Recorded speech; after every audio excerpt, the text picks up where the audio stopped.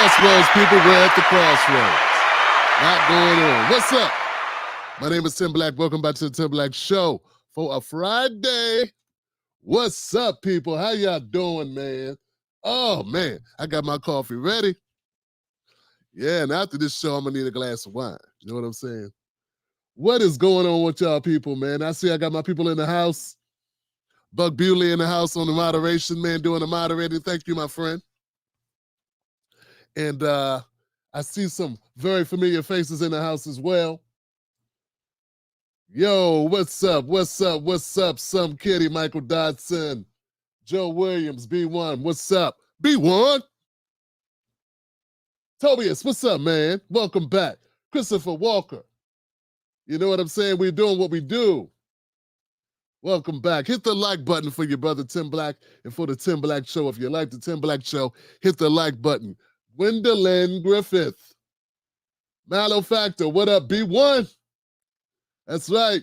That's what we do here. What is up, man? What is up to all the beautiful people, man, that are showing up, man? Drums. Energy, energy. AWS, what's up, AWS 21st Street or 21st? Always a friend to the show. Thank you. Adam Berger, what's up? Oh, man. What's up, L. Willie? We announced it, Dr. West. We announced that about Dr. West yesterday. Where were you at? You a day late. Yo, you late, fam. I did a segment on it. Wasn't a long segment, but it included this video with the announcement, and then I followed up with a brief commentary. But it's all good. We'll do it twice, because that's how we roll. That's how we roll. For sale, not I, not us. Our government is for sale. What's up, for sale? How you doing? Oh, man, Aileen Dorsey is all the way from Canada giving us the big up. Hey, Aileen, how you doing? Wow, my friends, we are in the house, man. This is beautiful. This is what it's all about. Tim Black Show, we are back. We do this every day except Saturday. I got to have a little time with the fam. But other than that, you got me 6 days of the week, putting out massive amounts of content. Nobody puts out this much content who's not a part of a bigger organization, a bigger crew. No one else goes 6 days a week like your brother Tim Black. And it's starting to pay off a little bit too. We're starting to get a little bit more awareness. We got the establishment shaking in their boots. A little word. They see us. They hear us. We're putting a dent into the establishment. We are making our presence known. And you know, when I do that, you do that. Right? Because I'm an extension of my supporters, of my audience. It's our message. I'm just the front man. That's all I am. So what's up, people? We are doing it tonight. Once again, if you're new to the show, for anybody who doesn't know, we cover U.S. politics here, breaking news, and of course, Black culture. Meet me at the Crossroads. Yeah, man, I started titling all my live shows after 90s hip-hop. Just a little something, man. I love the flavor, man. You know what I'm saying? I want to bring that flavor to my neighbors. What was Buster doing in a red dress at the concert? Buster Bus. What was Flavor Flav doing in a red dress at the concert? That ain't hip-hop. What is he doing? Ah, Flav. Buster Bus, what's up, man? That ain't the flavor in the ear we want to hear.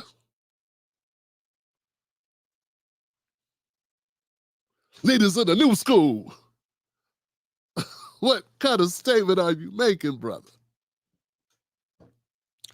He's still Buster Bus, but I gotta say, man, I don't know what's been going on with Buster for the last couple of months, man. Past year or so, he just been all over the place, man. Everybody want attention. Is that what it is, man? The collateral of today, the crypto of today is attention. The money for today is attention. So much has been done to get attention. Buster, you already got attention. All right. Brother. See, if I was still locked up in that progressive bubble, I couldn't even say that.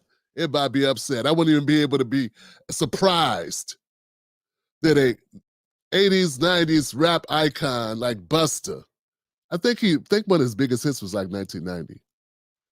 Leaders of the new school, and I wouldn't even be able to comfortably say, what Busta doing in that dress? I get all this hate mail, because it's supposed to be just normal for us. Like, you know what I'm saying? Like, they wouldn't even, they would say I was, some word, homophobic. That's what it would be. I would be homophobic for recognizing that Busta did that. Busta's supposed to walk in here in a leotard. And I'm just supposed to be like, hey, Bus, how you doing, man? What's going on, bro? Yeah, no. Don't even bring up the leotard. Just be like, yeah. So what's up with the music, man? How's the music going? Because see, you're not allowed to be like yourself. You got to pretend to fit into some like box or something. And if you don't fit into that box, you got to kick rocks. How is that making things any better? Now, seriously, how is that making things better when people suppress themselves in order to fit into some box so they can make money? Because that's all they're doing. They're still going on in their brain. Still going on in their brain that these things, they're still thinking these things, right? But they have to put off the outward appearance that they're cool. They're nothing, no big deal, no questions. They're not being human. They're not being authentic. But see, that's what's acceptable. That is what's required to walk with those folks. See what I'm saying? It's a bunch of BS. Now it would be different if Busta always wore dresses. It'd be different if Busta always showed up at the interview in a leotard, in some heels, some stilettos. You know what I'm saying? That'd be different. Then it'd be like, that's what Busta do. But if Busta shows up one day in a catsuit, if I'm a progressive commentator, I'm supposed to be like, hey, Bust, man, nice eyes, man. I love the outfit, brother. What's going on, man? How you doing, man? Yeah, man, let's get into this new track you just did. How was the tour going, brother? Well, Bust, I was bucking it down, but it was the energy of the synergy.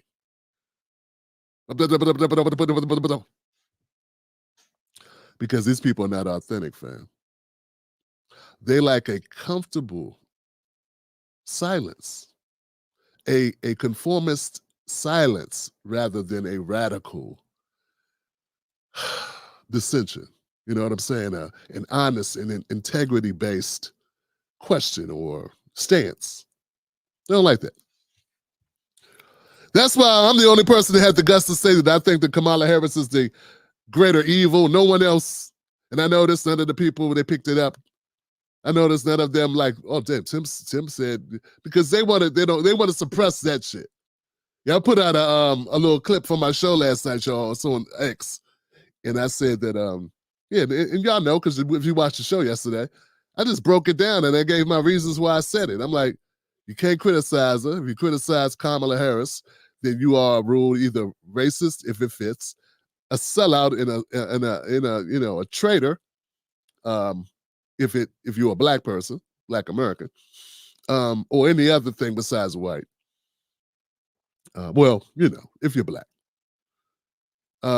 You're a misogynist, you hate women, you hate your mother, you're afraid of women, like all these things. Like it could just be, hey man, she's horrible. She's a politician. She's just a politician, man, who makes up stuff, who goes whichever the way the winds blow. And I don't like that in anybody. But what I'm saying is, Kama's a greater evil because people got to go along with it or off with their heads. People got to pretend. And then they bring in this guy, Tim Walz, and we're going to get into him today.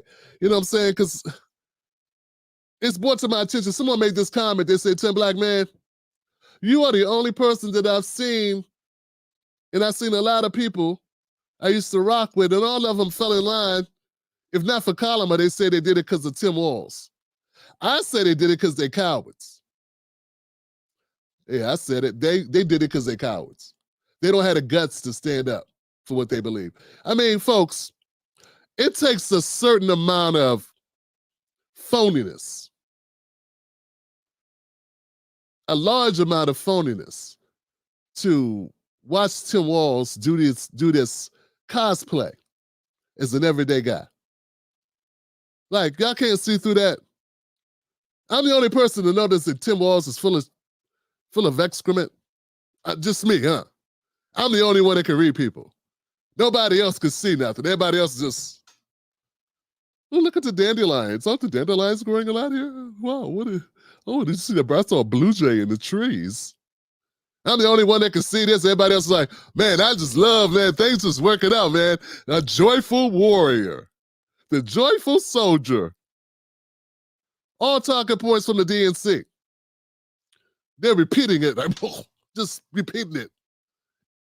I mean, come on, guys, look. I need everyone to detox from corporate media. I need you to look at it with clear eyes. I need you to just allow yourself to be yourself, right? Nothing wrong with you. But you are caught up in the matrix right now. Take a deep breath.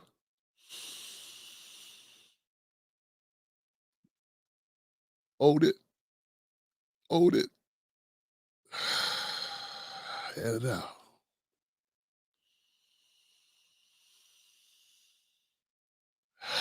Relax. Grounded. Everybody cool. Mind clear. Wherever you are, I'm serious, guys. One more time. I want everybody to be clear. Inhale. Hold it. Hold it. Exhale. Got to get that funk out of you, that corporate, the lies. I want you to watch this video, and I want you to be honest with yourself. Does this seem authentic and real to you?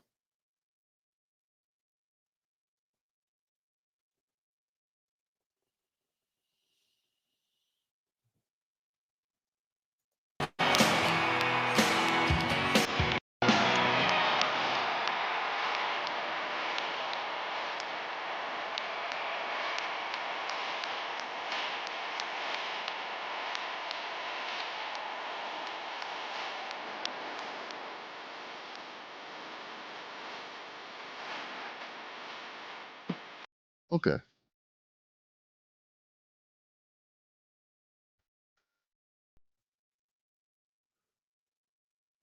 That's all. Does that ring true to you? Does that seem like a person that's really how they operate? That's real. You believe that that's authentic. I'm serious, guys. I'm gonna cut the music. Look at this guy. One more time, guys. One more time. This looks normal. This seems real. This seems like a genuine person here. Who gets that excited? I performed before. My crowd was not quite that big, but I've been on stage before. He's not putting it on to you. You don't think this is phony? This is just a regular guy. This is just a regular. Look at this. This is politics. Look at this. Look at him. Look at this. Look at this. Look at it. He's a character. That's not real, guys. You think that's really how people behave? That's how 60-year-old white men or any color man, like that's how a 60-year-old man behaves. Really? That's normal? Or is that a manufacture? He's playing a role. He's playing a role of a guy that's over the top, friendly, Mr. Buddy Buddy. All I'm saying is, check his basement. Yeah, that's the kind of guy you got to check his basement. Bring the dogs. I'm not buying it. You can, like, look,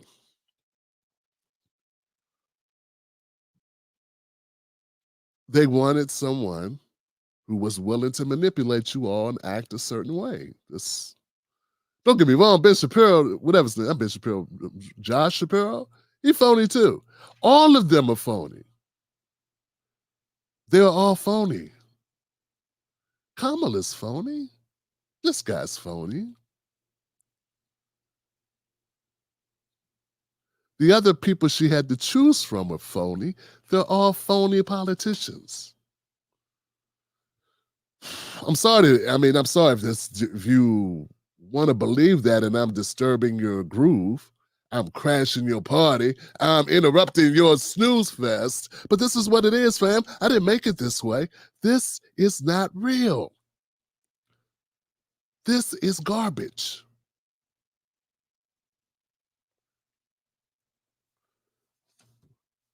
If we don't wake up, man, we are doomed. That's all I'm saying. We're doomed. We are on the path to destruction. We are no longer able to determine real from phony, fake from authentic. That's what this is obvious. This is obvious. This guy is obviously putting one on. He's obviously a hack. This is obvious. I don't know how it could even be clearer. No one acts that way just normally. That's just too much. Keep telling me, oh, he's a coach. He coached one team at some high school thing or something. Come on, guys. He's a guy who saw an opportunity to get power, and that's what he went for. All right. We got a lot going on today. We're going to cover RFK. He's going through some stuff, man. I remember RFK Jr., the guy was running for president. He was a former Democrat, been a Democrat his entire life. Wanted to run for president in order to get any coverage, even though he's from the Kennedy dynasty, he couldn't get any coverage. So he switched his party affiliation to independent. And guess what? He still couldn't get any coverage. What a guy, man. We gonna cover him. There's some news about him it's just sad. We got some stuff with the Gen Z. We got any Gen Zers in the house, man? Gen Z. I got a couple clips about Gen Z I want to get into that I think we don't often pay enough attention to what young people are going through. Let's deal with that. Some stuff. It's important. We also have Ilhan Omar, her race, what happened with her race. We want to cover that. We also, of course, we got some Kamala news because, we got to have Kamala news. Got to have that, right? Yeah, but I want to start off today with Trump. I want to start off with Donald Trump because I was looking at some stuff and I thought, wow, okay, this is something we need to talk about. Trump. Donald Trump. This race. And something happened. So when people are bringing up how Kamala Harris needs to sit down for interviews, I saw this guy, Eli Mistel. Now, before I was taken out, before the downfall, right? I should say of how I was sort of mainstreamish, but I got too radical, and that's what happens. You either when you're mainstream in media, you're either going to give in to the center, whatever that is, and just go with it, right? Or you're going to rebel. It's only two things to do, or quit. So you either give into the system or you rebel. I chose to rebel. There's only two things to do, okay? When you interviewing people like Andrew Yang, Donna Brazile, Michael Moore, something that most of these people have never done, when you're doing that and there's this, how many Black independent media people have interviewed Michael Moore, Donna Brazile, Corey Bush, Jamal Bowman? I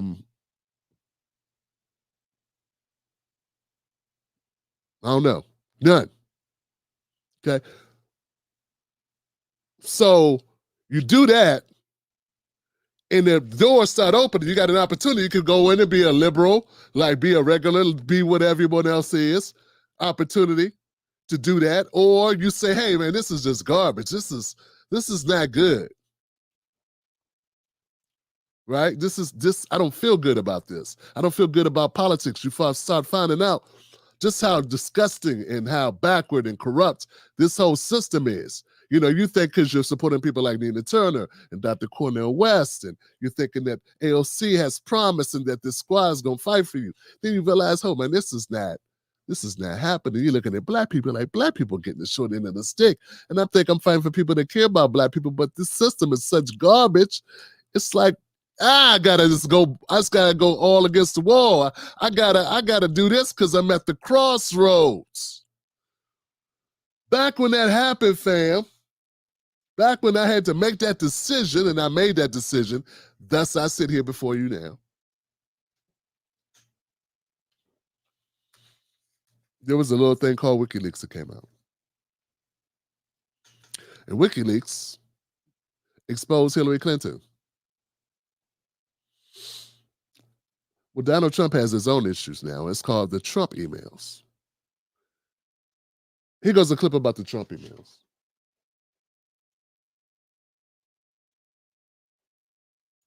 Race for the White House, former President Donald Trump's campaign says that its emails were hacked and now suggests that Iran may be involved.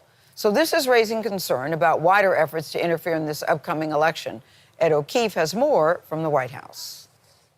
Over the weekend, Politico and the Washington Post both reported receiving internal Trump campaign documents in late July from an anonymous email account with what appeared to be a research dossier on Republican vice presidential candidate J.D. Vance. What I think we're seeing is the Russification of Iranian information operations. Chris Krebs is a CBS News cybersecurity analyst and says if Iran did this, it's similar to hacking done by Russian-backed WikiLeaks in 2016 that obtained information about then-Democratic candidate Hillary Clinton. This is malinformation. We've been told for over half a decade that hack and leak's not a real thing. Now that, in this case, the shoe's on the other foot, we are finding that, yes, in fact, hack and leak is a real thing. We should expect more of that. Vice President Harris spent Sunday raising more than $12 million in San Francisco. Arizona, I ask, are you ready to make your voices heard? And she spent the weekend speaking to large crowds in Arizona and Nevada. On social media, former President Donald. Okay, I want to hold it there for this purposes.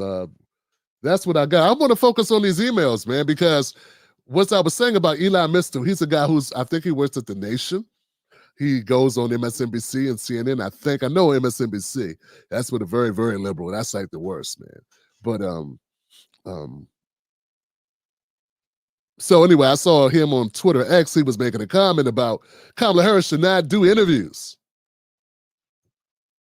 That she should not do interviews with any news organizations at all because these news organizations will not expose Donald Trump's emails. So obviously, they're all supporting Donald Trump. That was his claim.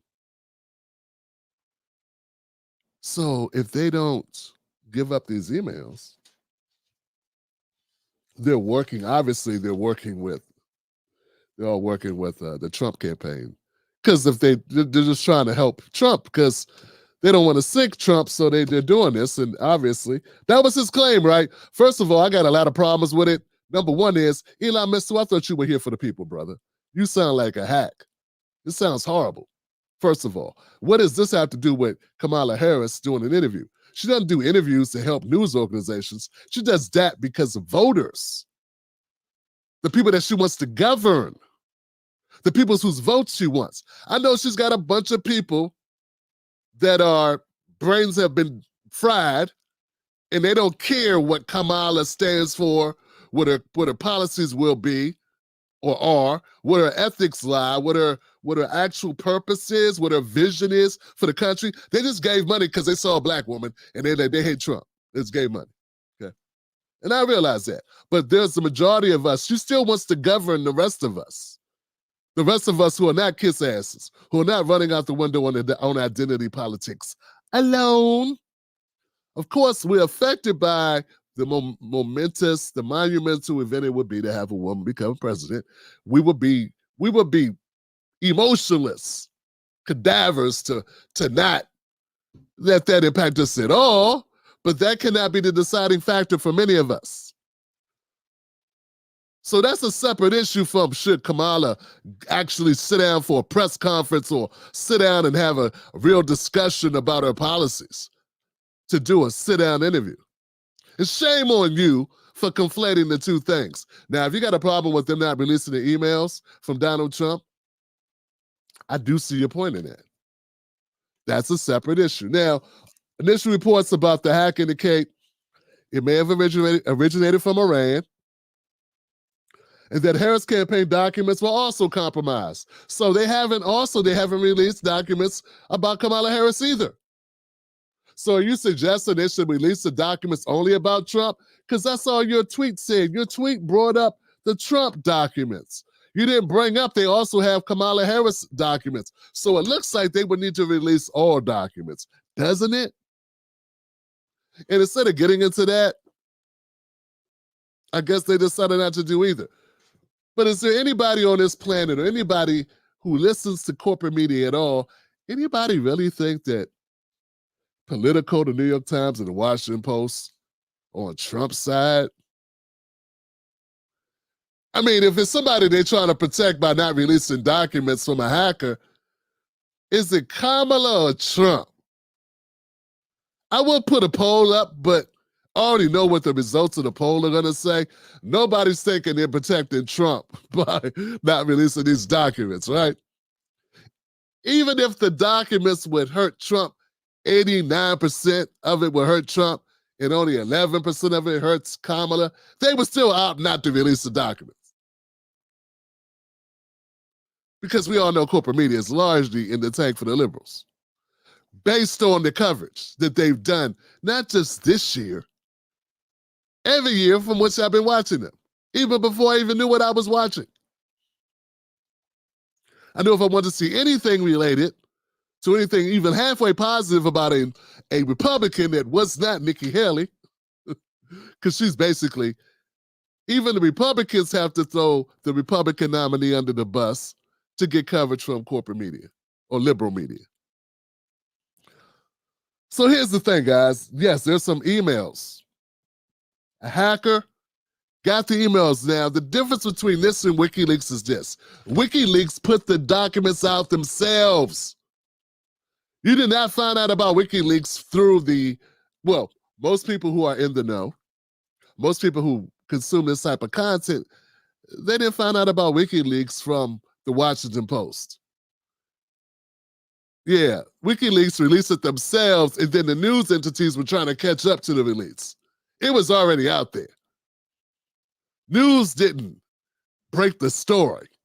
So these emails are different. These emails were sent exclusively to news entities to distribute. And the news industry has an opportunity to control it. That's why they haven't put it out. So you're really comparing apples to oranges, right? These are not, there are disparities between your comparisons that make it a non-issue, right? Because it's not the same thing. Okay, so what's in the leaks? What's in the documents? Now, I don't even believe this is what's in the documents. I don't even trust it. Because they're saying, if in one hand we say, this is written in The Nation, by the way, by Chris Lehman. He says the documents themselves contain emails from the Harris campaign and from the Trump campaign. But they only go into detail and mention J.D. Vance. They don't mention anything about Kamala. So they got emails from the Trump campaign and the Harris campaign. Why, when they describe what kind of emails they are, there's no mention of anything about Democrats or Kamala's campaign? It says here, the leak evidently includes a full vetting dossier on Trump's running mate, J.D. Vance, along with portions of a similar candidate review for Marco Rubio. Then they go in to compare it to WikiLeaks. See what I'm saying? What's in the documents that were taken from the Kamala Harris servers, from the Kamala Harris campaign-related emails? What kind of documents are those? See? That's so. Then they go into some stuff about how there's no proof that this even threw the election for Clinton. Because people are saying, well, if you don't do this, you're helping Trump, and this could decide the election. Well, you know what, people keep looking for the smoking gun, which caused Clinton to lose the 2016 race. It was more than just one thing. It was the way she campaigned. It's the way she spent money. It was herself. It was also the DNC leaks. It was also those documents. But what did we really find out? We didn't find out anything about Hillary. We didn't already assume. We knew that the DNC was working along, was getting favorable treatment to Hillary Clinton. You know, like that was like the Clintons like own the DNC. What did we really find out? We didn't really know. And most people just confirm their own biases about whatever side they were on. There were so many things. People blame Bernie for staying in the race as long as he did. So it's like 10 things. Lack of campaigning in Wisconsin, Pennsylvania, Michigan. There was all types of stuff for Hillary Clinton. Pick a thing. You know, pick anything. Pick anything. So no, I don't think that these emails, whatever they are keeping Trump in the race, or that there's a concerted effort by mainstream media to keep Trump in the race or to help Trump's campaign be viable. They've been running harsh takes on Trump for the last 4 years, even when he was not even a politician anymore. Right? They've been slamming. There's been more harsh coverage of Trump in the last 4 years than there has been of Kamala, and she's been vice president. So I mean, who buys this except people who are just so biased, their minds are gone. They forget derangement syndrome. They need a lobotomy. They are just gone. They need a full detox. They need to be dropped on a survivor-like island, left there with no phones, no internet access, and hope they survive and just go cold turkey for mainstream media for a while in order to see clearer. Because if you think that the Washington Post, Politico, and the New York Times are Trump supporters, and that's why they won't release information about the Harris campaign, emails from the Harris campaign and the Trump campaign, I mean, you really need a detox. You really are just living in an alternative universe, fam. Like you need help. Now, all that being said, I'd love to hear him. I'd love to see him. I want to see him. I don't support either one of these candidates. Where's it at? Bring it on. Can you imagine all the content we could get out of this, guys? Especially somebody like me who ain't gonna carry water for Hillary. Oh, I'm sorry. For Kamala. I'm not gonna carry water for her. And I'm gonna hit Trump too. I'm gonna hit him good. I'm gonna hit him all day. So there it is. And speaking of hitting Trump, guys, I hope I have this. So before I move on, Trump emails, I wouldn't say it's a nothing burger, but the fact of the matter is, if you're going to drop the Trump emails, you got to drop the Kamala emails, and that's why they haven't dropped the emails. Duh. Come on, man. And it was different in 2016, once again, because the press didn't drop them. WikiLeaks did. Then the press covered the story because they didn't want all this independent media to get all the coverage. That's all it was. That was around the same time, all of a sudden, media, big media, took over YouTube and started twisting YouTube's arm, because once upon a time, when you look up a world event, when you look up a news story on independent platforms like YouTube, YouTubers would come up. Independent content creators would come up. Small media organizations would come up. Now, anything of relevance in the national, any type of headline you look up, what's going to come up first now? CBS, MSNBC, CNN, Fox. It wasn't always that way. Then they started bashing YouTube, basically blackmailing YouTube to start putting them up in the search results. See, some people don't know the history of what happened here.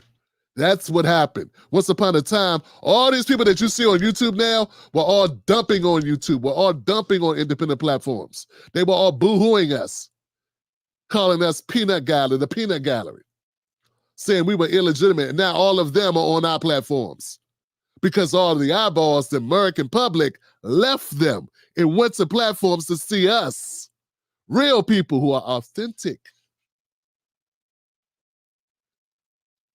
And they lost their view. They lost the share of the market.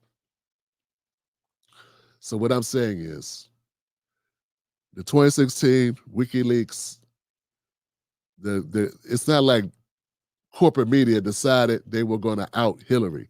She was already out. They just didn't want all that money to go away. They wanted some of the money, so they started covering it. And then they wanted to control the messaging. I remember those liars saying, if you look at these documents, you could go to jail. Who said that? Was it Jake Tapper? Who was saying that? Somebody was saying that. Somebody was even lying to cable news viewers that if they watched us to see what was in the WikiLeaks, that they could face some type of legal repercussions. Just because they didn't want to cover it, and then they felt they had to cover it, so then they started covering it. They chose money over their candidate. Then, all right. That pretty good, guys? You guys with me? All right. Yo, I want to talk about this damn email, this damn photo, this whole thing with Trump. Before we leave Trump, let's talk about this thing where he said the crowds were fake and all that stuff. I want to get into that. I think that needs to be dealt with. But before we do that, guys, I'm going to be a part of a special announcement. Tim Black, the Tim Black Show people, check this out, guys. I'm going to be a part of a special event August 28th. Put it down in your books. Put it on your calendar, 6:30 p.m. Eastern Standard Time. Check it out.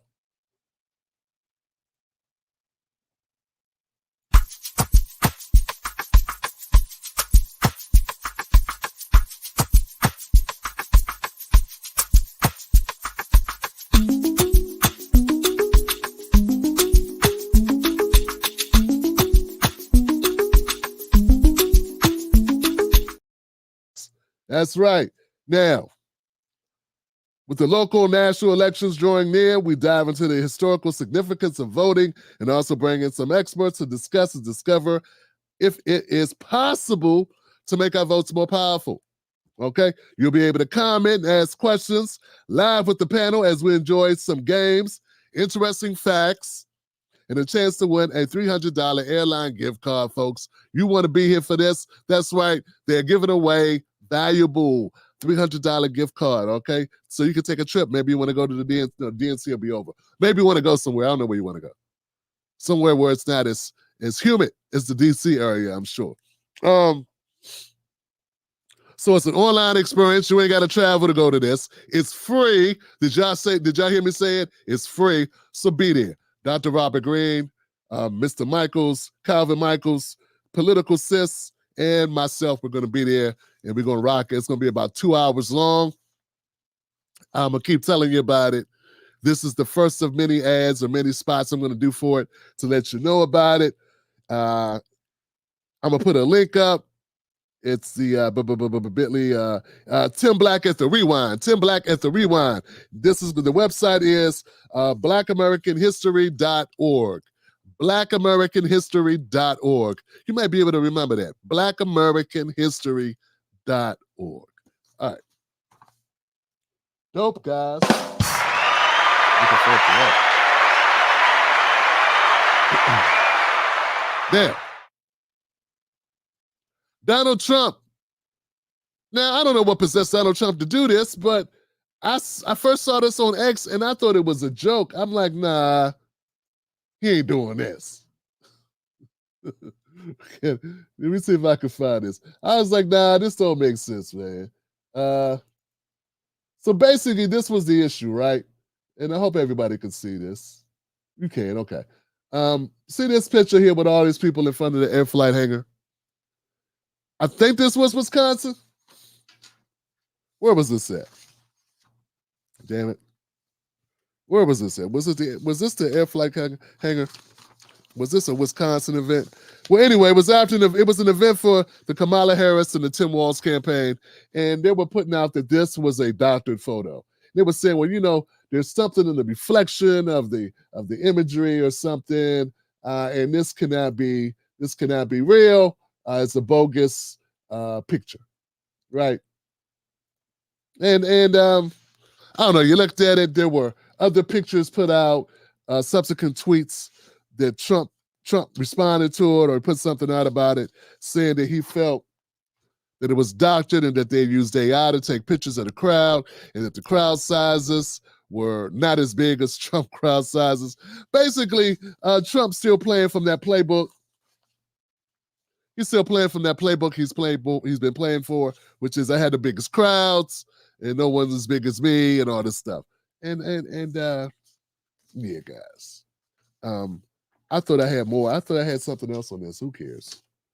Trump, I don't know what he was thinking. Yeah,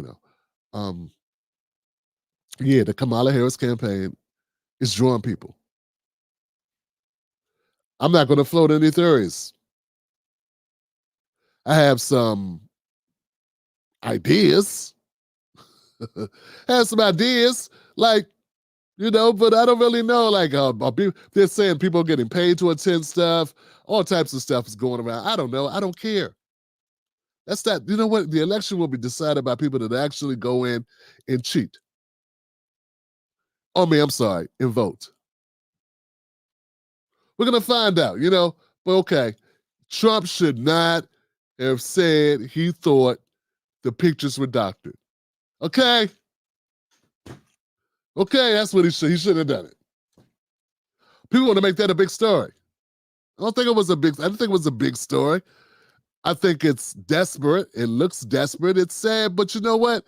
It doesn't matter because they're gonna hit Trump 24/7 anyway, no matter what he does. If he burps, they're gonna be talking about it. They're gonna write about it. They would literally write about it. Someone said he pooted in court. This became front page story. He pooted.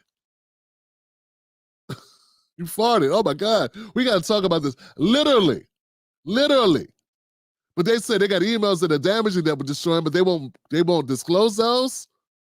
If you think it's to help Trump, they were writing about the man taking a poot. Passing gas was a story from grown people in a newspaper of note. So now it doesn't matter what Trump does. That's what people don't get. They in my comment section talk about Trump, say mean things about Trump. Everywhere you go, you get that. Why do you want me to do the same thing you can get anywhere else? Why I'm not going to do that. I'm not going to be reporting on really dumb stuff. I don't report if Kamala picked her nose. You want me to discuss body fluids? Because anything that makes Trump look bad. You need to detox from Rachel Maddow, from Joy Reid. Yeah, man, you need to get away. Go get a massage. Go get a mani and a pedi, or do something else. Spend time, walk outside, be amongst nature. Do something different. Trump is wrong, and when Trump made it, it doesn't matter though. He can do everything right. And still, you guys will say something because he's your opposition. And I get it. This is not a Trump opposition channel. So there's nothing. I will never please you. I'm not even trying to. The end. There are several channels you could throw a rock and hit them. Who'll be more than happy to bash Trump for you. They've been doing it since 2015. And you think they do it because they care about you. You think they do it because they're trying to save democracy. You are a child. They're doing it for money.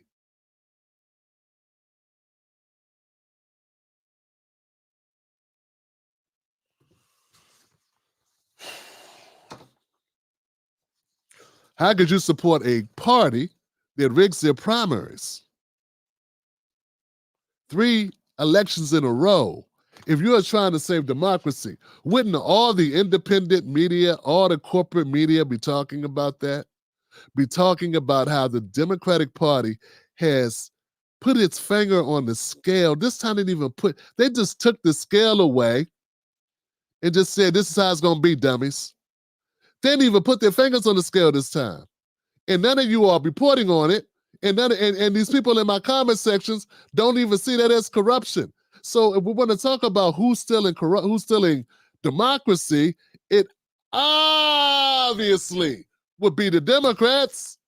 So don't tell me about go watch Jon Stewart or comparing this and telling me I'll be this person. Well, if they're not saying that, they're not saying anything.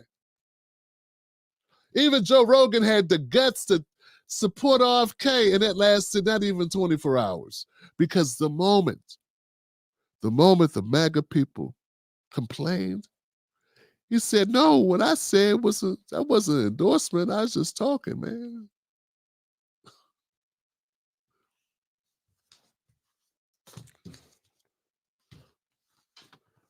All right. You guys good? We're going to move on, man. I don't want to update. Leave me alone. Okay. So we did Trump emails. We did what else did we do here? Yeah, man, I think we need to interact a little bit. What's going on, guys? How you doing? AW21st, thank you, AW21st. AW21st gave out some memberships. 5 people get memberships. Man, I didn't even know you don't even get to choose who gets those. What if it's somebody you don't like? How's that work? Why do you two do it randomly? I don't know how it works. I need to give out some memberships just so I see how the process works.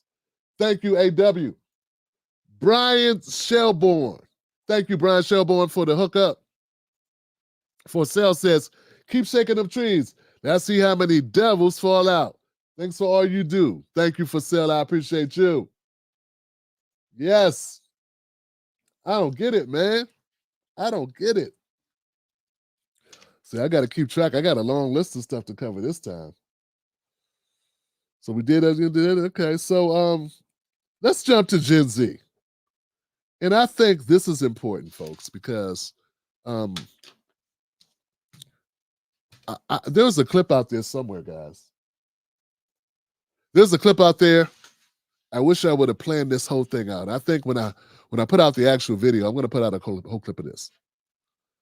People are making a lot of statements about what's going on with this election, but very much it will come down to how Gen Z feels about America and about its future, and what makes them feel a little bit more secure that there can be an actual future they want to live in.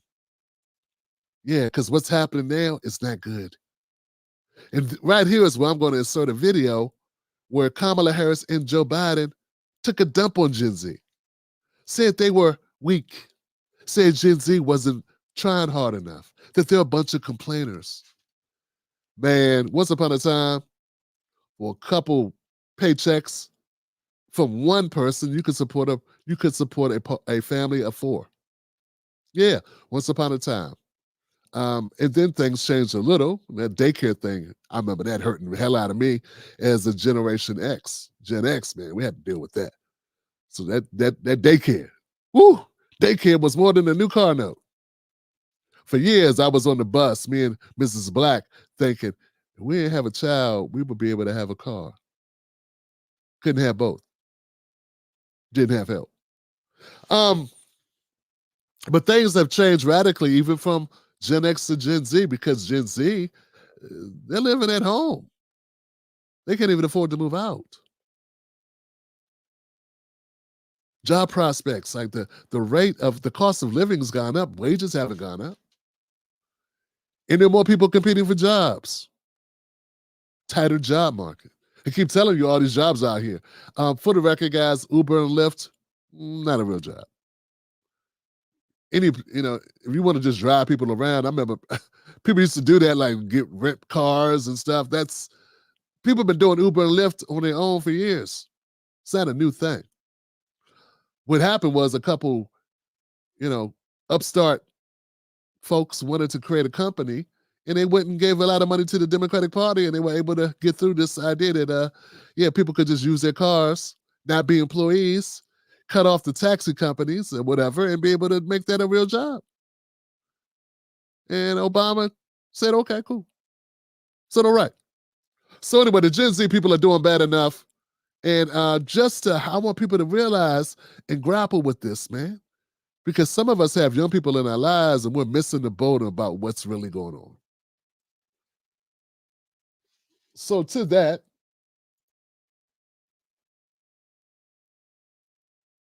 this young lady breaks it down for you from her perspective. It's a one-bedroom apartment, $600, $1,600. I'm 20 years old. Why is a one-bedroom apartment $600, $1,600? Like, oh my God, for 500 square foot. One at a time, I said. Yep. Rent prices is outrageous. And then these jobs, they're bare minimum jobs. Like, I'm supposed to be in customer service. Before I was a server, I was working at like fast food restaurants, and nothing against them, love it, but we need them jobs. But why are you yelling at me over a burger? So it's one of those type of things. It's like the work life, trying to balance out school, trying to balance out finding housing. It's just overhyped. Like, I really waited my whole life to grow up and do this. Yeah. And great job, young lady, earlier young lady. That hit home, man. I thought about it, it's like, wow, it's a lot going on. It's a lot to go through, and it doesn't make sense. She said, why did I look forward to growing up to do this, to work fast food. I will grow up to get a $1,600 apartment. And when Theo Von dropped the hammer right here. This is how you become radicalized. This is how people lose their marbles. This is how people go far or whatever. And they keep on, these old people keep on pointing at the far right and the far left. Where'd it come from? Where'd it come from? It came from people living a certain way and like wanting radical change. And there's different ends of the spectrum here on this.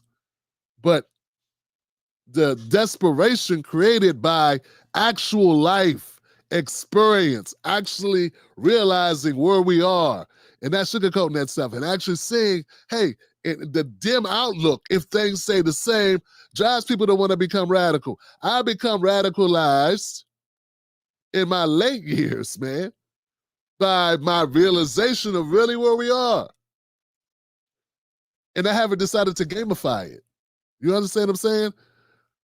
I'm just dealing with it and trying to find a way to put a dent in it to do something, and we need everyone to try to do that. But to Theo Von's point, man, this is how people become radicalized, the desperation, and they do feel like fools. I come from a generation of people I remember when we started to realize that our country goes to war for money. I didn't grow up knowing that. I had no idea. I didn't understand that until like Iraq. Really what happened here? What's going on? Why are we really in the Middle East? So when you start getting a certain age, you start understanding these things, and it's like, what do you do with that? Once you figure it out, then what? So they want to point at people like Alex Jones. They want to blame Alex Jones, and yeah, he went too far. I know he went too far with the Sandy Hook thing. But other than that, I mean, he didn't go far enough. What I hate is when you go that far with stuff and it gets cartoonish, when the reality, the basic facts are so crazy, you don't need to add no sweetness to it. You don't need to add no extras to it. The reality is so horrible, you can just stay right there and play in the real. Give them the real, because that's enough to make people want to do something. So yeah. I want to give it up to Theo Von, man. I've checked out a couple of his podcasts from time to time. It's good to have that voice out there. And now I'm thinking maybe I took him the wrong way when he was talking about white folks and black folks living together and not understanding what, we were all just poor. Maybe other people need to check out that video and look at it from his perspective. Maybe if I had an opportunity to sit down and talk to him, I would understand more. But from a clip, anyone can be taken out of context, and you can feel like maybe this person's this or that. You know what I'm saying? You bring your biases to the table. It happens with everybody. But this clip, I love this clip, and this is the Bernie that I rocked with because he seemed more authentic. Well, that was one of the reasons. He seemed more authentic than a Kamala Harris or a Hillary Clinton, you know? But at the end of the day, he still capitulated and went with them anyway. It is what it is. Parents, listen to your kids. You got some Gen Z, some millennials and Gen Zs or whatever. It's not your America anymore. It's a different America. It's gotten worse. I know it's hard to imagine because it was already tough. I mean, I grew up during the crack era. It's tough. It was tough, man. It's still tough, and it's worse in a lot of ways. It's worse in a lot of ways. All right. So shout out to those people, man. Thank you for sending me those clips. And X is a good way to find this type of stuff. So they're talking stuff about Elon Musk. I'm even seeing him in a different way. Not that he's a good person, but it's good for me getting these.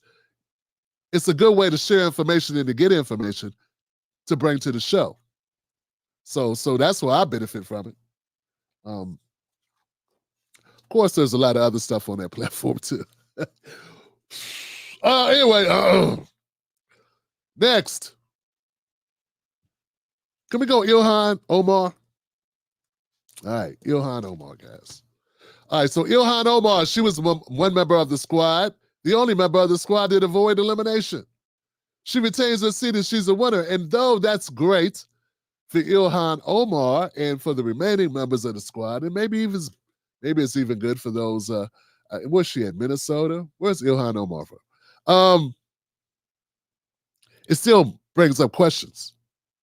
Brings up questions of, how'd she do that?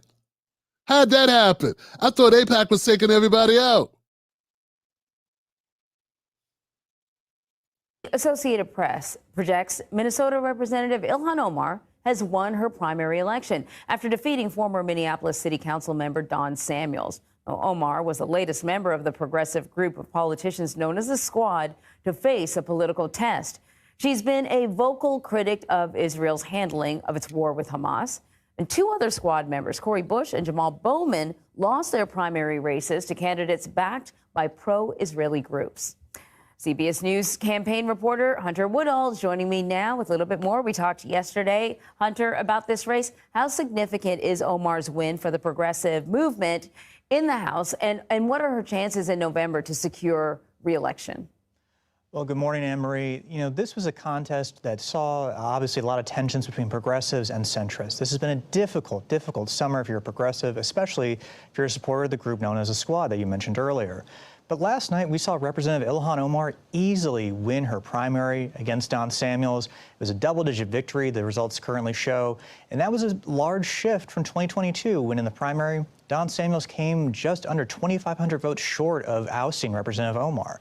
Now, in terms of the general election, this is a safe blue seat. And if you're Representative Omar, the primary is likely the biggest challenge you're going to have to re-election.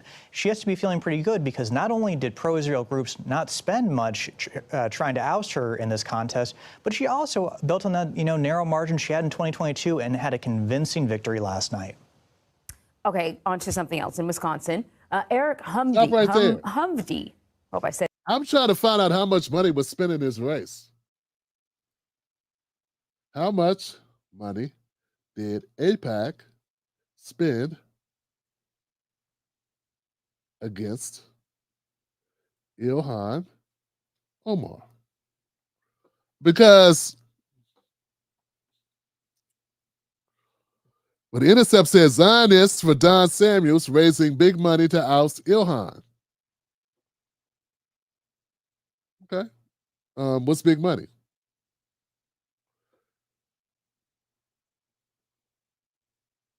Damn it. WhatsApp group. Members of the group, which included the concerned hierarchy. Shit. Everybody wants you to sign up or pay money on this thing. How much? Can y'all just tell me how much?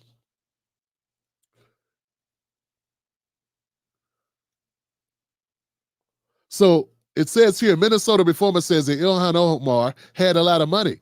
It says Samuel was undeterred by Omar's massive cash advantage in Minnesota. So the challenger, and by the way, Ilhan still has to go against a Republican, but she's in a very blue district, very safe district, right, for Democrats.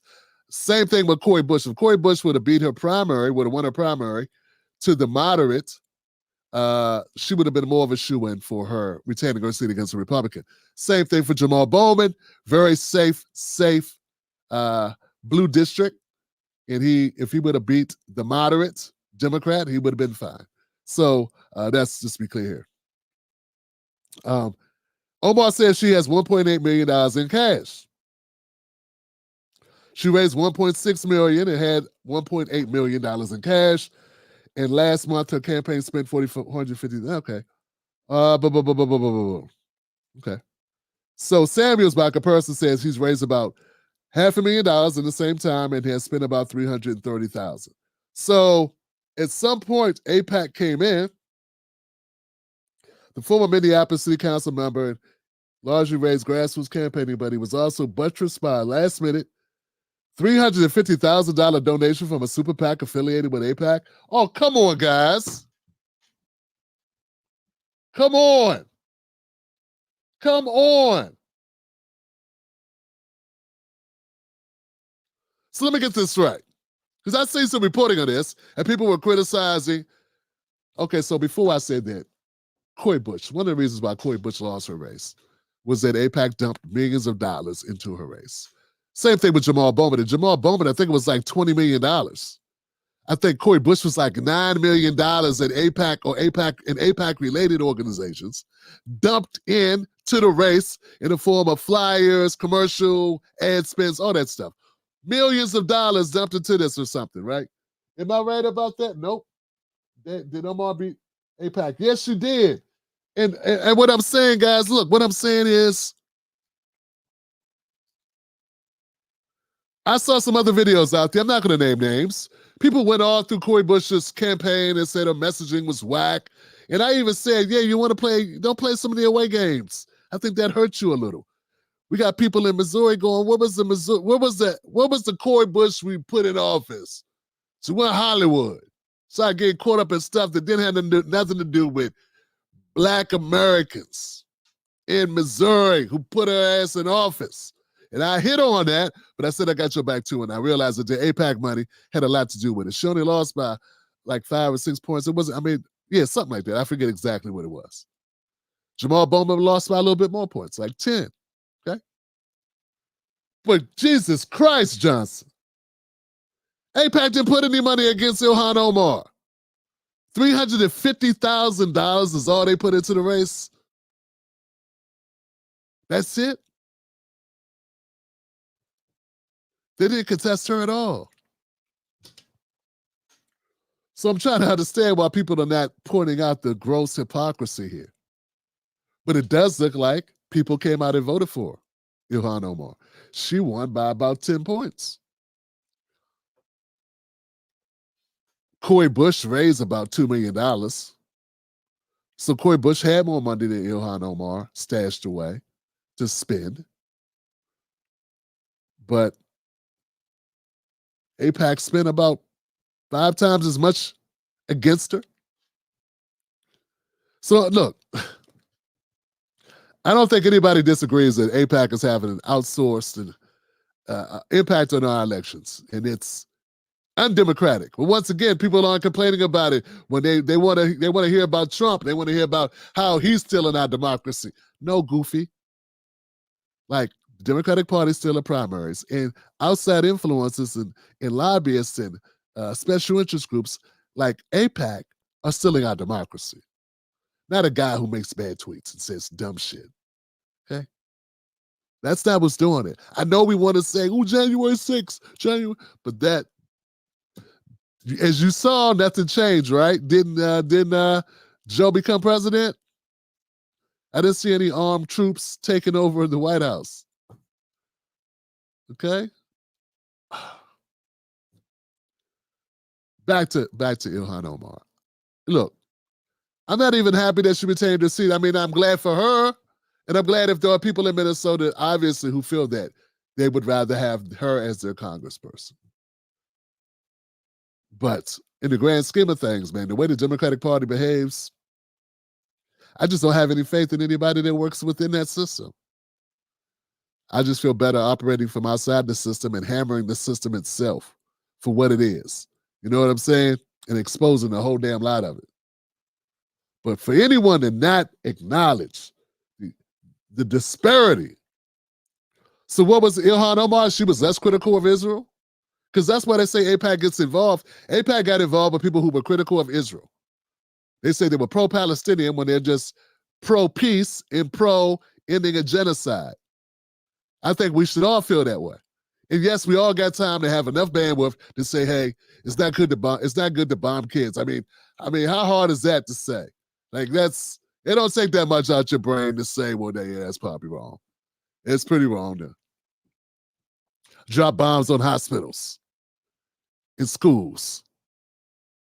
It's not even anything morally that, shouldn't even have to sit around and think about it long, okay? It's a pretty quick decision. Oh, that's wrong. Shouldn't do that. Stop doing that.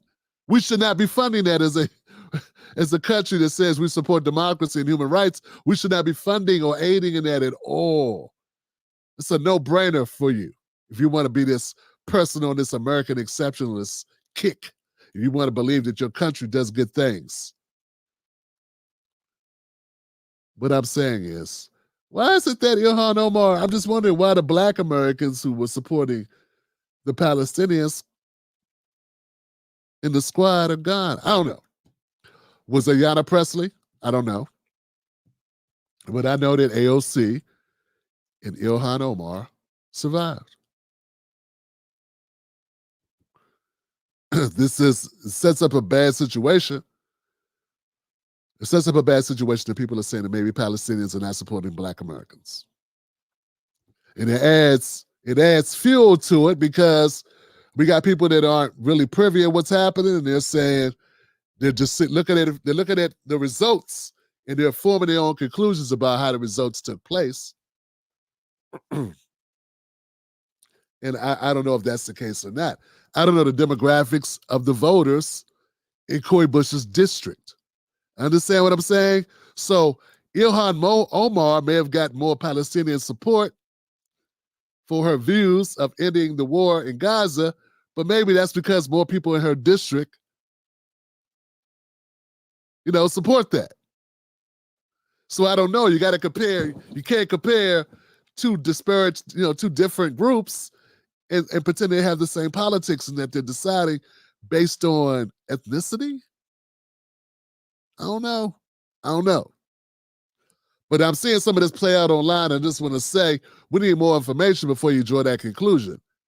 And I don't think we should just run with that just because we want to fill a void in our head and we want it nice and tidy in our brains and to be able to form that conclusion. We don't like an open thread in our heads going, okay, why'd she lose? And then we got to come up with something. It's okay to say you don't know why Cori Bush lost. It's okay to say I'm not exactly sure why Jamal Bowman lost. It sucks that he lost.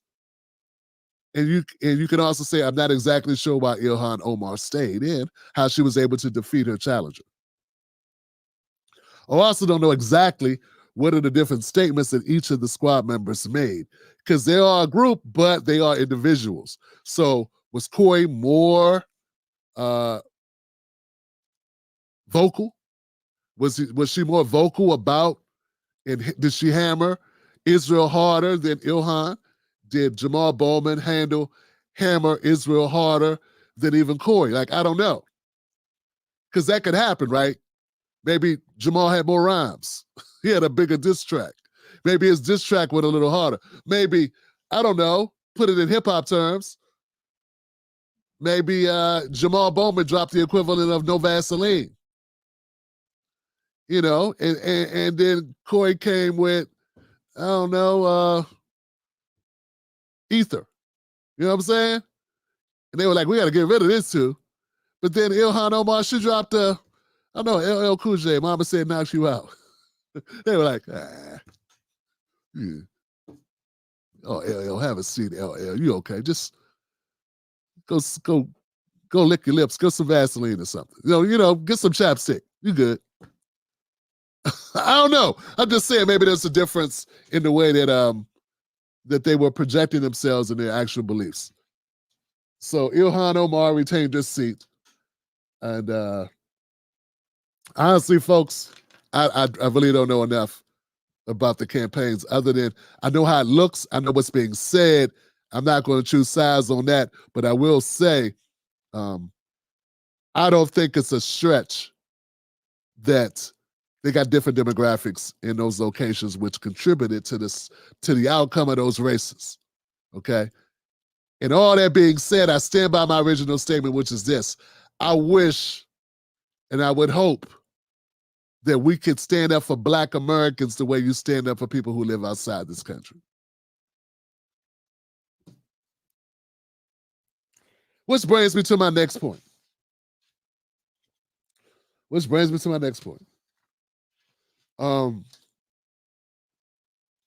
saw this little clip. And it was it's a very touching clip about a woman talking about a business she started, a food truck business. And I thought, wow, this is a clip I got to share with the world. What's going on with Black Americans right now? What's happening to us in this country? What has been happening? What's the history of us? I think the whole feeling about immigration gets lost in labels, and people start saying, things like, Islamophobic, xenophobic, whatever they come up with. But at the end of the day, the people that are upset about the resources, resource allocation, what's happening in their neighborhoods, in their communities, what's going on with them personally, financially, this is coming from real people. This is not something that's being made up. If you listen to corporate media and if you listen to entities whose job is to shut down dissent and to shut us up and to label us as Trump supporters, you are missing the boat. Because at the end of the day, these grievances are based in reality. I need this message to go out to our vice president who's running for president. I have heard all over social media about, excuse me if I say anything wrong, immigrants getting loans, money. It was hard for me to believe. It was just extremely hard for me to believe. I've been in business such a long time. Back in 2019, I purchased my first food truck. It cost me over $25,000. I paid it cash money. I worked hard to pay for this truck. I'm now selling it because I'm doing other things, but I'm selling it. I had a guy come to look at purchasing my vehicle, or my food truck. And he explained to me he's an illegal immigrant. He has no credit. He has no money in the bank. But he showed me his paperwork that he will receive funds to purchase my food truck. I'm thankful that he's buying it, but I'm hurt that I worked so hard to pay cash for my food truck. I have good credit, can't even get a business loan because of the color of my skin. I have veterans in my family. I'm a veteran. I've been self-employed for so long. But somebody, please tell me, how do I work so hard to have somebody who comes to this country, not long, no credit, and he shows me paperwork where they'll be funding him money to buy my food truck. And when I talked to the bank, they told me usually they have to go straight to a dealership because I'm a private sale. But for special circumstances, they're going to, they allow it. But I need my president to tell me why I worked so hard all these years, all these decades. Couldn't get a business loan, but I bust my ass to get the money to create my business. And we got immigrants coming here And they're getting money. Money! For doing nothing but just being here. It's not right, and I want answers.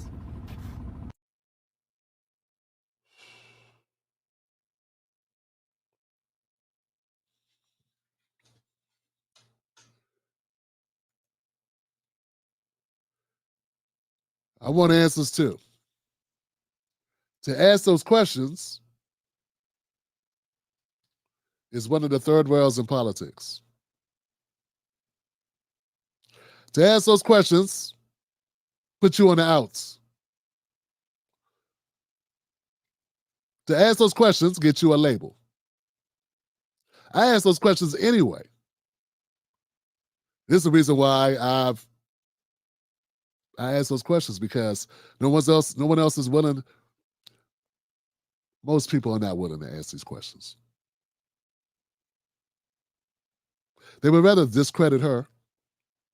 They would rather say she's doing Trump talking points. And I don't know, man. We got people we've seen this all happen before. When people didn't want to vote for Hillary, they said they were plants, that they were bots,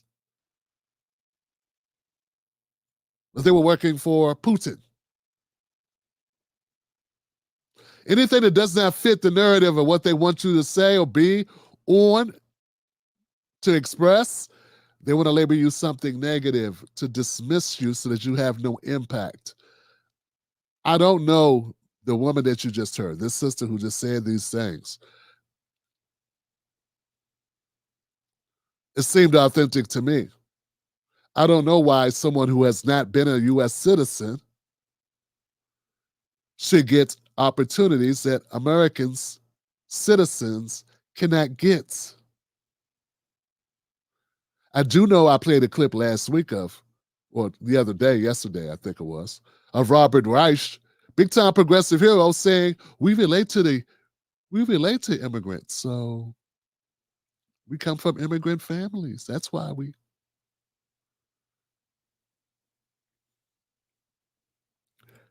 And I just think about this, and I think about that, and I think about what Theo Von said about people, even white Americans, and how they feel about being cast aside, about not having the opportunities. I think it's a grievance many of us have. And what I'm saying is, it should be addressed. But I don't think that Kamala Harris is one of the people that will ever address it. I don't think the Democratic Party will ever address it. Okay? Because when you talk to Kamala Harris, and that's who the video was for, and she was asking, what are you going to do about this? See, they want you to elect Kamala and support her and send money because she's running against Trump. And because she's a black woman. But this black woman wants solutions and answers about what's going on in this black woman's life, what's happening to her financially and to her business. And wants to know, what's Kamala going to do about that? And instead of that being something that's respected, something that you would be totally plausible for a citizen to ask of any presidential candidate, we get pushback, and we get goofballs who are, I believe, taking money from the Democratic Party to put out propaganda that dissuades people and penalizes or punishes and bashes even black Americans from asking a presidential candidate, what will you do about our problems?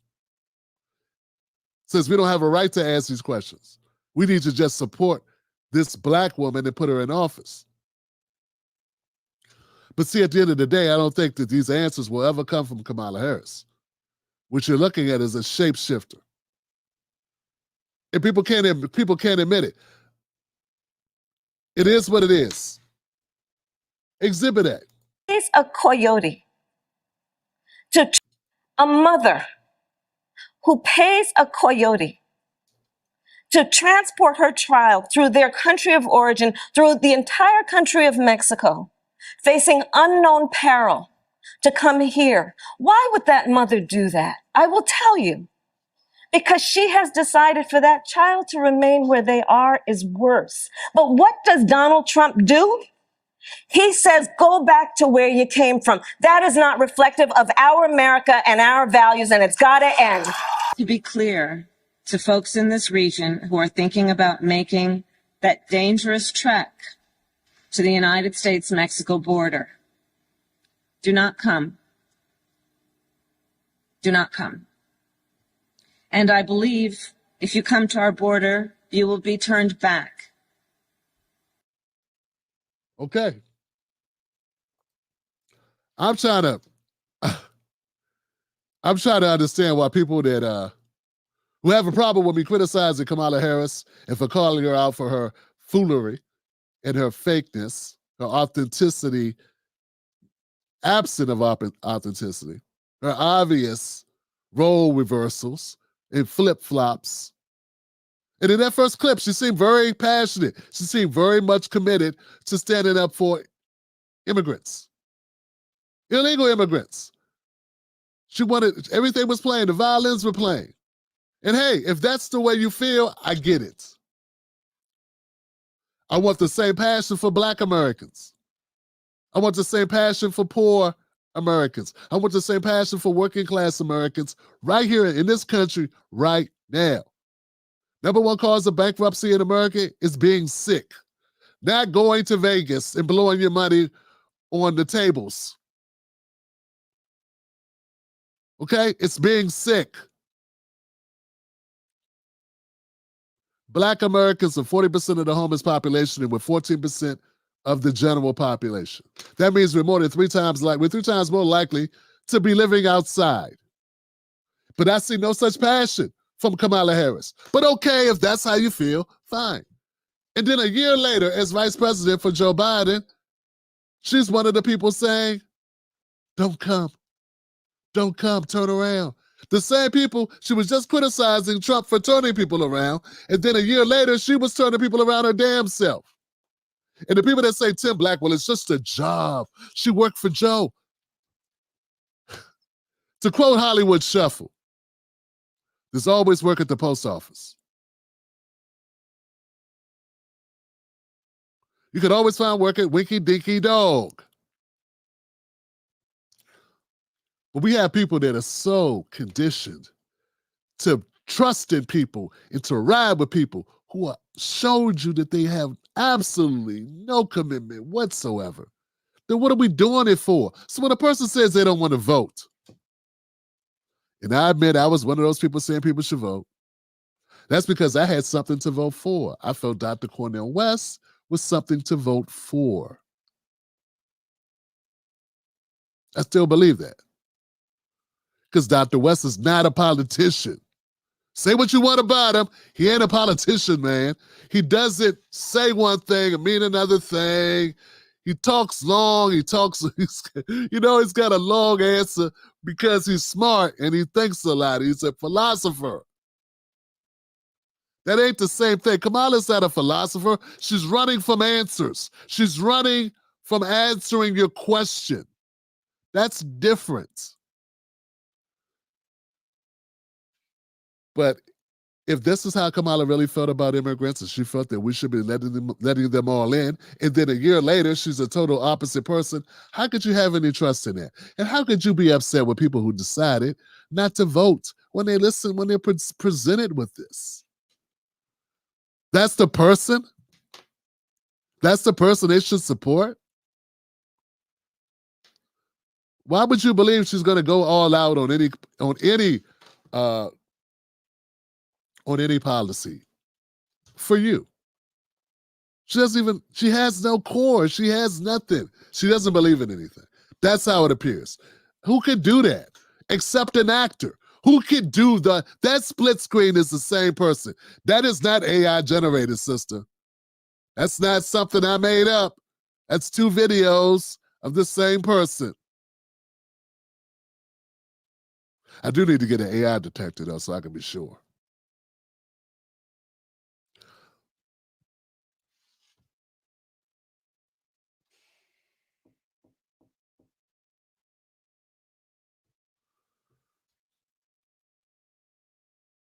Part of the problem is we got a corporate media that enables this stuff. They allow it. In fact, they support it. I told you yesterday about the ads that the Harris campaign is running, where they're making it look like all types of news entities are making all this favorable coverage of the Harris Walz campaign. And in turn, we find out it's nothing but an ad. They're paying Google, and then the ad that they're promoting or they're paying to run on Google makes it look like it's an announcement from Associated Press or an article from New York Times or an article from the Washington Post, when really it's a campaign ad. It's no such thing. They're making it up. They're gaming the system. And when we say, hey, they've been caught red-handed, this is what's going on. Well, Google responds and say, hey, the Trump campaign's not doing this. I don't know how we accidentally let the Harris campaign do this. Here goes a response from CNN about what the Harris campaign was doing. You know, cheating. Something that's normal? Is this something that campaigns have been using? How do you defend kind of the... Yeah. Well, this is part of paid advertising. I mean, is this something that's normal? Is this something that campaigns have been using? How do you defend kind of the... Yeah. Well, this is part of paid advertising. I mean, if you are somebody who's reading a news outlet on your phone, you'll see embedded ads come up sometimes in those stories that, for, on first glance, look like a story by the outlet you're reading. But if you don't, if you look at it more closely, it says sponsored content. I mean, this is something that the search engines do. It's part of the way they generate ad revenue. So there's nothing about it that is, violates their terms or is in any way unethical. I mean, this is part of the way that paid advertising works. And, you'll see it. It's certainly not just political campaigns who do it. I mean, just as I am reading things online, sometimes I'll double, I'll sort of like double look at something because it feels like it's an. So I sounded like D.L. Hughley all of a sudden. So let me get this right. So I can run an ad right now on Google that commentator Tim Black is 10 times better than anybody in the TNT. Anybody that works for TNT, I could put, or TYT, I should say, TYT. And that's fine. Could run an ad saying that, and it could appear to come from Washington Post. Just put an image on the top of it that says Washington Post. At the bottom, it'll say in small letters, sponsored ad. They won't pay attention to the little small letters, sponsored ad. And that's fine to do that. And I can say anything I want to say, like Tim Black, a new CNN commentator. Tim Black just turned down $50 million from CNN to be a commentator. I could just put that ad, run that on Google, and and they're going to put a little sponsored ad at the bottom of it. And that's fine. Now, you say that's not against the law, but you're also going to say it's ethical? How is a lie ethical? How is something that is done with no other purpose than to mislead others, how is that ethical? It's ethical because Kamala Harris did it. If Trump did it, it wouldn't be considered ethical. It'd be considered, well, what do you expect from him? I know how to deal with his type. Well, Kamala Harris, what about your type? What about your type of campaign? But see, if Trump calls her dumb, oh my God, he called her dumb. Which she isn't, by the way. She's very shrewd. Shrewd people aren't dumb. They may be many things, but dumb would not be one of the ways I would describe that. But what I'm saying is, they want to go after Trump for anything and everything, but no one wants to go after Kamala for anything. And here she is, CNN. You wouldn't think this person works for Kamala Harris. Nah, she's a CNN contributor and a writer for Axios. No, she's a former Biden White House communications director. Jesus Christ. What did I expect? This thing has changed. Like 1 minute, they were just showing her as an Axios person, as something else. She's a political commentator for CNN. And she works. Look at this shit. Okay, so Kate Bedingfield is not only a CNN contributor, she's also a former Biden White House communications director. Man, the incestuous nature of our political system, fam. They all are all part of this. It's a bunch of inbreeding. It's a bunch of people just switching seats that are friends and buddies, pals. You can't trust these people, man. Yeah, no wonder why it's considered ethical to put up a bogus ad. I need to raise money, guys. We need to start a pass the hat and help me run some ads and say some crazy shit myself. I mean, this is ethical. Tim Black is way better than Dr. Rashad Ritchie, which I actually believe, because Dr. Rashad Ritchie is now a sellout just like Roland Martin. You're just a light-skinned version of Roland Martin. Did I stutter? Oh, Tim, you don't get along with anybody. I get along with truth tellers. I like Theo Von's take. That's a real take. Lately, all I hear from Rashad Ritchie, and it's a sad, sad thing. He's a intelligent, smart, witty, insightful lawyer. What does he use it? What does he do with it? Peddle propaganda, nonsense, bullshit. Kiss Kamala's ass. In other words, make good business decisions. Make clever business decisions. Let's go to this, guys. RFK Jr., man. What is up with RFK Jr.? 1 minute he was riding high. He was sitting on top of the world. I mean, it seemed like this guy, no matter what he had been through, of course he had to jump through some hurdles to get some coverage, but it didn't matter because when people heard him, they liked what they heard. And now I'm hearing that he's trying to get into any administration that will take him. Just jumping in and out of cars like he's at a bus stop or at a truck stop. Yeah.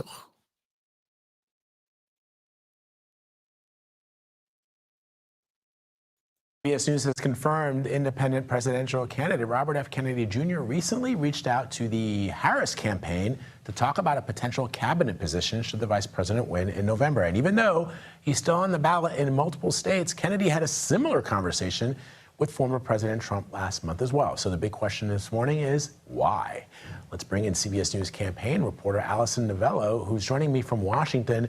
So yeah, a lot of people scratching their heads over this, Allison.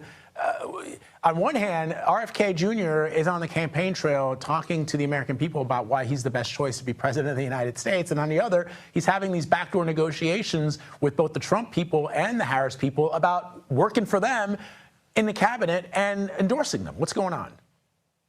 Hi, Vlad. Yes, multiple sources confirmed the Post reporting that RFK Jr. attempted to meet with Vice President Harris last week to discuss a cabinet position within her administration. But according to our sources, the Harris campaign expressed zero interest in meeting with a, quote, MAGA-funded fringe candidate. It's important to remember that he... Ouch! Ow, man, damn, man. You got to punch him that hard, man? Jesus Christ. We have zero interest in this guy. None. What's he doing at our door? Tell him we don't take in strays.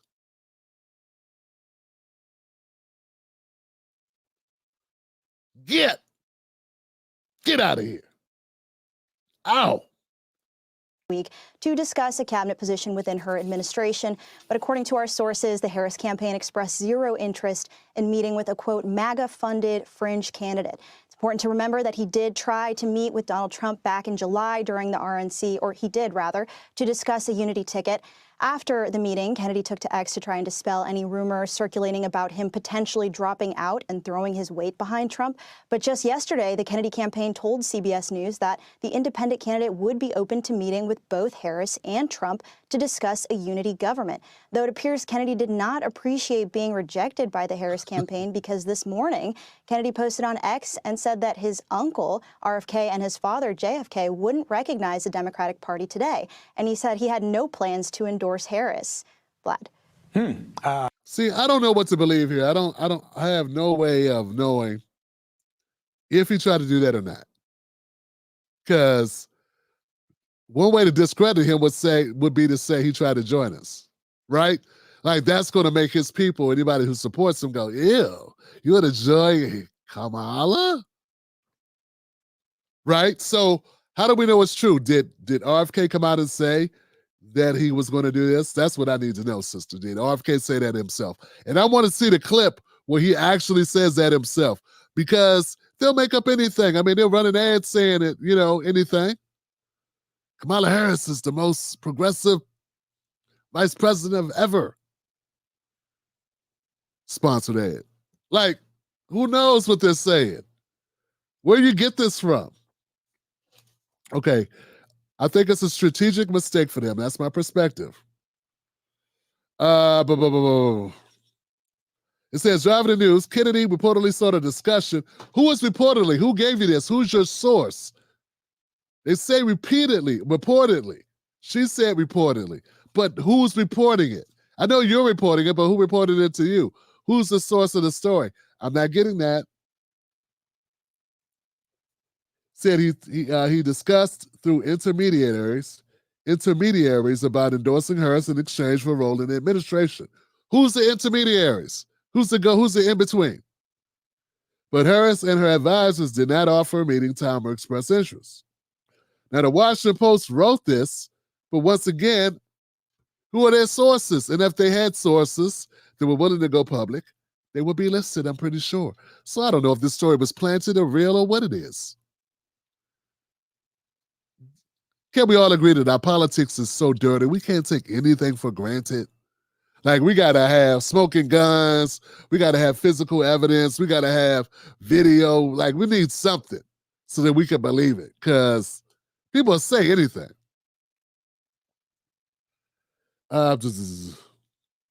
Kennedy said this. Now, Kennedy did say this on X. He's staying in the race, writing in the next post, I have no plans to endorse Kamala Harris for president. I do have a plan to defeat her. Yeah, I don't know if I believe this story or not. And if he did do it, where's the proof? If he did reach out for a job with Kamala, where's the proof? I'm not going to bash the guy just because you say bash him. Just not going to do it. In the post, he Ambassador Harris' vision of the Democratic Party is one he sees as far different from his father's and uncles. You left off the part where he said, even her, she didn't report the earlier part in the same tweet when he said that he would never support her. He would never endorse her. He wants to beat her. Who's this lady? That's not right. This person, she just left out stuff.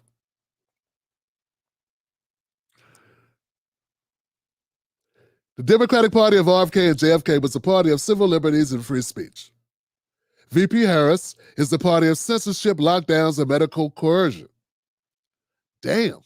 The party of big tech, big pharma, and Wall Street. Riddled with neocon warmongers. Doesn't sound like he's trying to endorse her.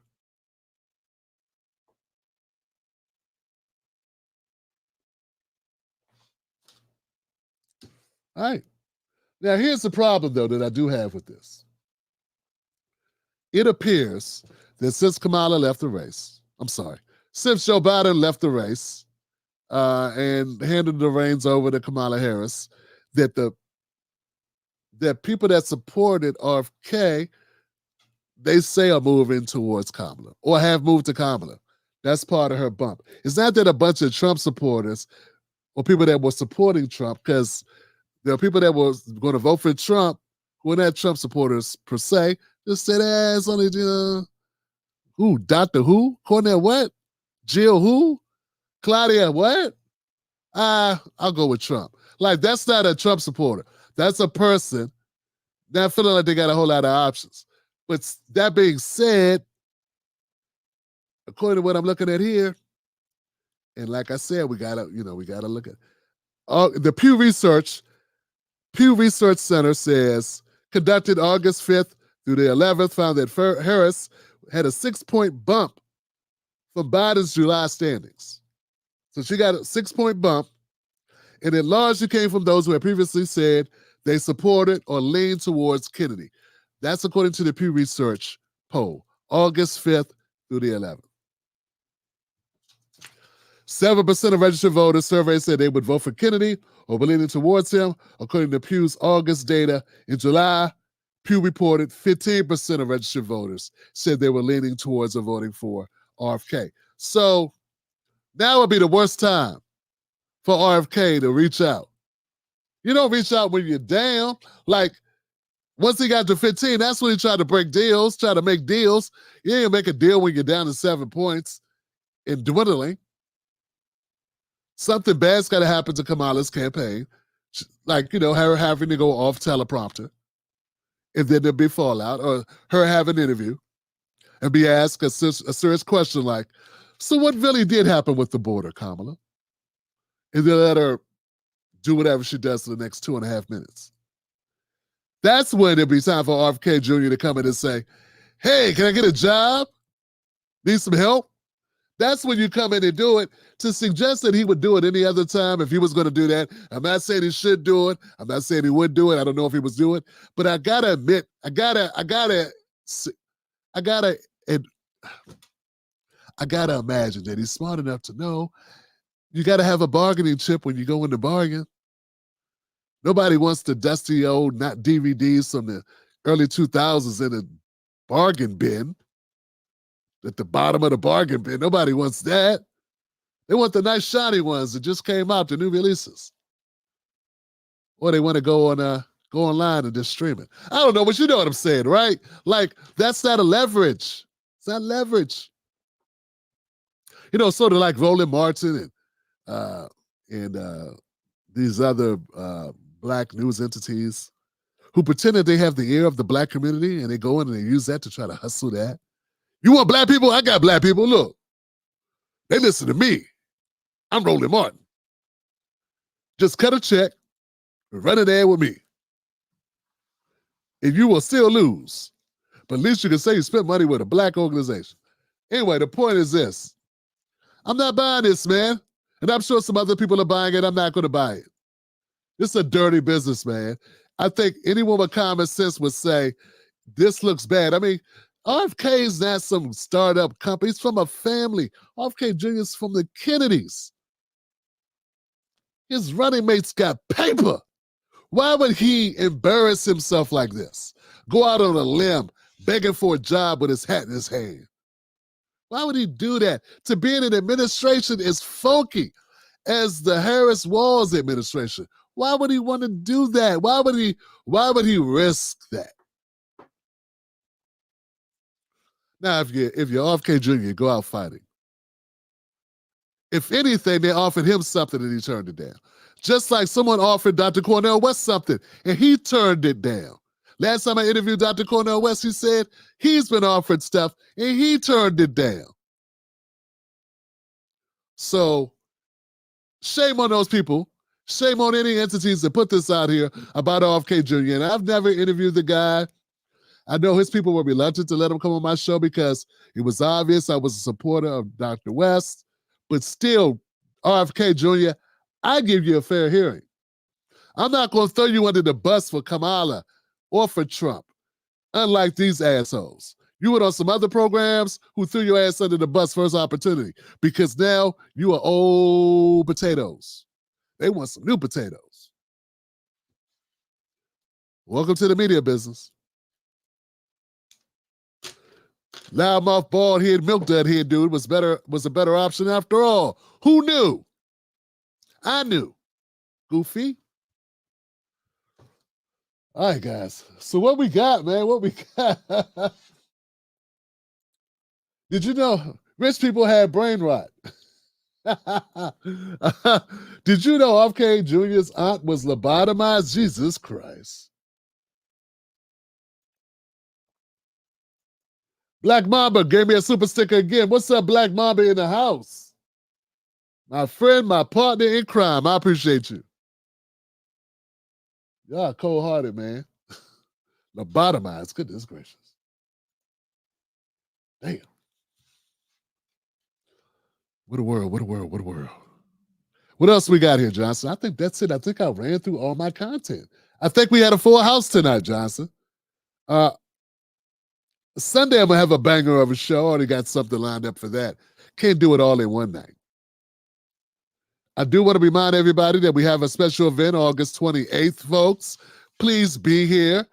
If you are a member of the Tim Black Wolfpack, I'll be posting this in my Patreon. I'm going to clip this video out where I did the advertisement. But no, Tim Black's going to be on the Rewind, right? So August 28th at 6:30 p.m. I want you guys to be there, man. Come support. Pre-register via Eventbrite. I'm going to send you the links. I'm going to be pushing it hard next week because it's going down, right? We got 2 weeks. So we got a lot of time, man. Yeah, 2 hour long. All right. Anybody got anything for me? What's up, people? Tobias, what's up? But who is this? Betsy. Nelson Ortega. Goodness gracious. What is happening? Where my people at? Nigel Green. What's up, Nigel? Tim Walz run X Factor the way he came on stage. That's what I'm trying to tell you, man. The guy just seems so inauthentic. Like he's just playing it up like it's all some type of game. Oh, Knoxville, Tennessee's in the house. What's up, Bobby Mitchell? What's up, fam? How you doing, bruh? You good? You good over there? Yo, Copper Man. 3 months away is silence. Silence. I'm trying to tell you. I'm trying to tell y'all.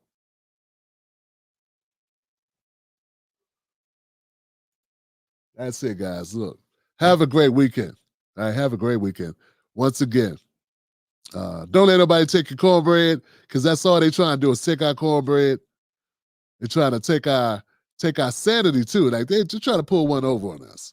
And I'm glad to say that the majority of the people that rock with me, they know better. They see what's happening. And we got to be the resistance on this nonsense. That's all. We got to be the resistance. I remember when they were saying be the resistance to Trump or something.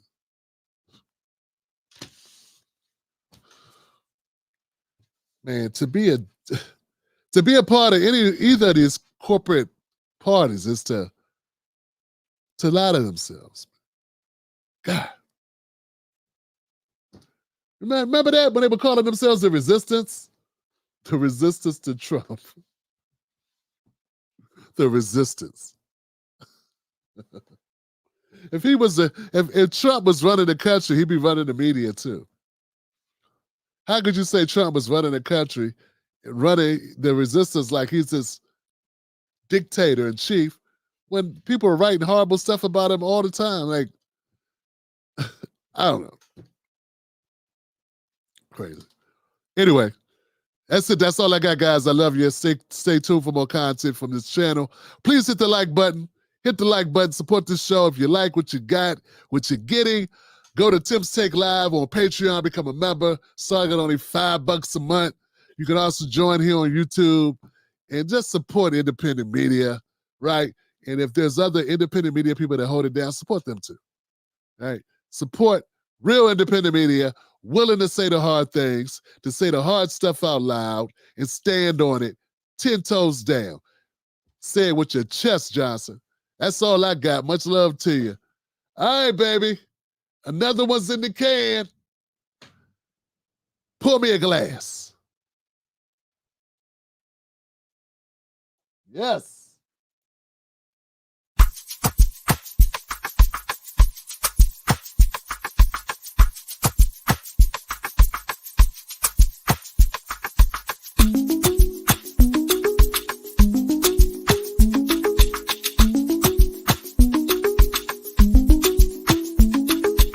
Event 2 hours long is how we're going. I'll see you there. Be there or be square. Check it out, guys. Next time. Now, there you go. I can't wait till it's my turn.